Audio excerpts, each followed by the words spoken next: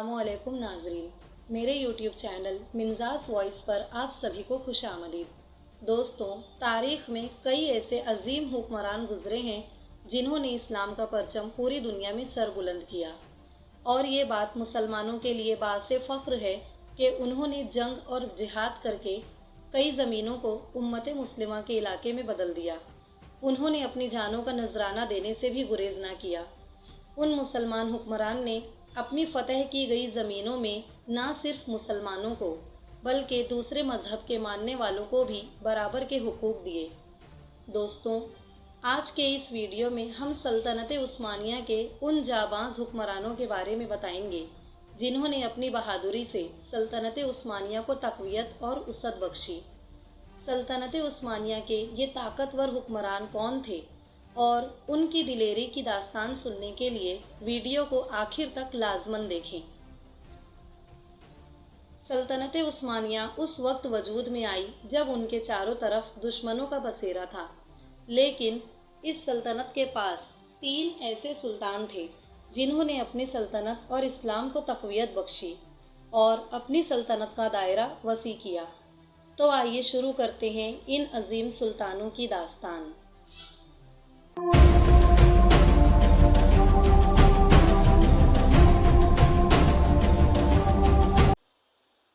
Number 1, सुल्तान अब्दुल हमीद सानी। दोस्तों, सुल्तान अब्दुल हमीद सानी सल्तनत उस्मानिया के आखिरी सुल्तान थे। तारीख़ के मुताबिक ऐसा कहा जाता है कि सुल्तान मोहम्मद फ़ातिह के बाद दीनदारी के मकाम पर सुल्तान अब्दुल हमीद सानी का नाम आता है।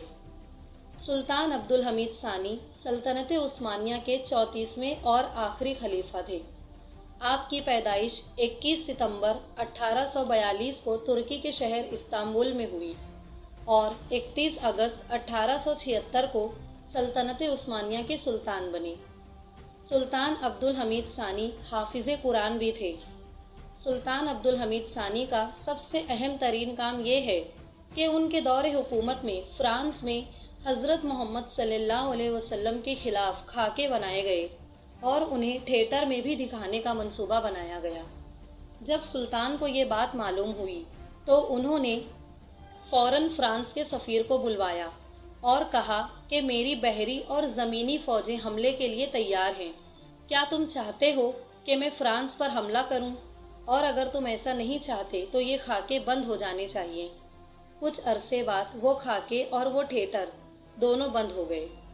हुजूर अकरम मोहम्मद सल्लल्लाहु अलैहि वसल्लम से सुल्तान अब्दुल हमीद सानी की मोहब्बत की मिसालें दी जाती हैं, और इसकी एक उम्दा मिसाल ये है कि सुल्तान अब्दुल हमीद सानी के तख्त नशीन होने की 25वीं सालगिरह पर सितंबर 1900 में हिजाज रेलवे लाइन का आगाज़ हुआ और 8 साल बाद 1 सितंबर 1908 को दमिश्क से मदीना मुनव्वरा तक पहली ट्रेन चलाई गई।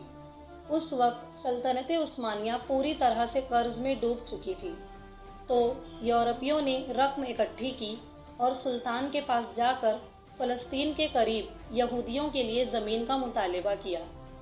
सुल्तान ने कहा कि जब तक मैं ज़िंदा हूँ मुसलमानों की ज़मीन का एक टुकड़ा भी न दूंगा और पूरी सल्तनत में जहाँ चाहो ज़मीन मांग लो। इस इनकार के बाद यूरोपियों ने इत्तेहाद कर लिया और सुल्तान के खिलाफ बगावत का आगाज़ हो गया। जब सल्तनत उस्मानिया में बगावत ज़ोर पकड़ने लगी और खून रेज़ी शुरू हो गई, तो इस खून रेज़ी को रोकने के लिए सुल्तान अपने तख्त से दस्तबरदार हो गए। 33 साल 8 माह हुकूमत करने के बाद 27 अप्रैल 1909 को सुल्तान अब्दुल हमीद सानी मुस्ताफ़ी हो गए, और मुस्ताफ़ी होने के बाद सुल्तान 9 साल तक ज़िंदा रहे और 1918 को इस दुनिया से रुखसत हो गए।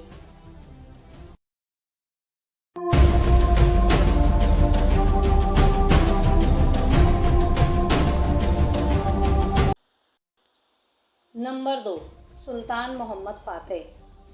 सुल्तान मोहम्मद फ़ातिह सल्तनत उस्मानिया के 7वें सुल्तान थे जिन्होंने वो कारनामा सरअंजाम दिया जिसे कोई भी सुल्तान सरअंजाम ना दे सका। सुल्तान मोहम्मद फ़ातिह 30 मार्च 1432 को अदेरने में पैदा हुए।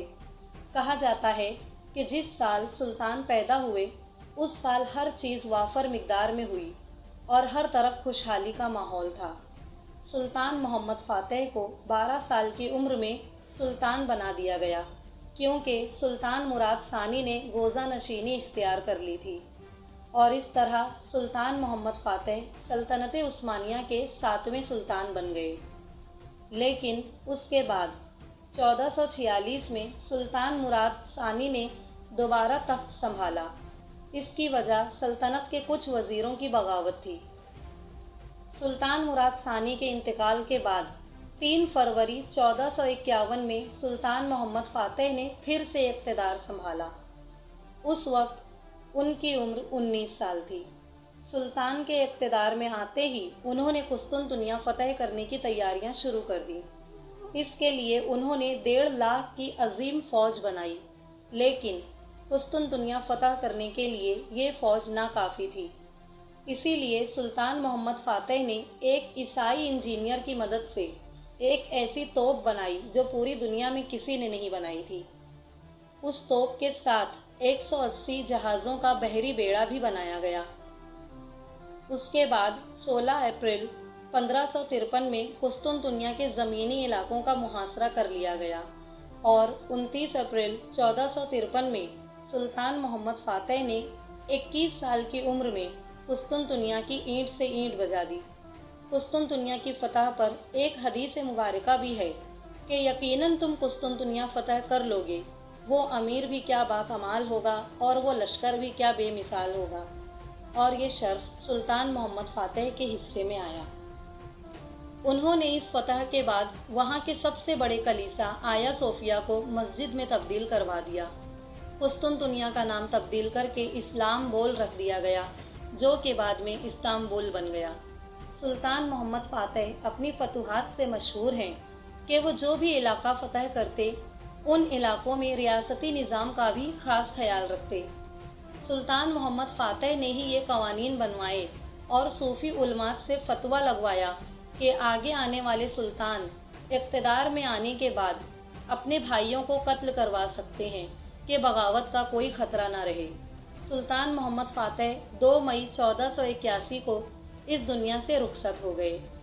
آپ کو استنبول میں دفن کیا گیا۔ سلطان محمد فاتح نے اپنی 30 سالہ دور حکومت کا زیادہ تر وقت اپنے گھوڑے پر سوار ہو کر میدان جنگ میں گزارا۔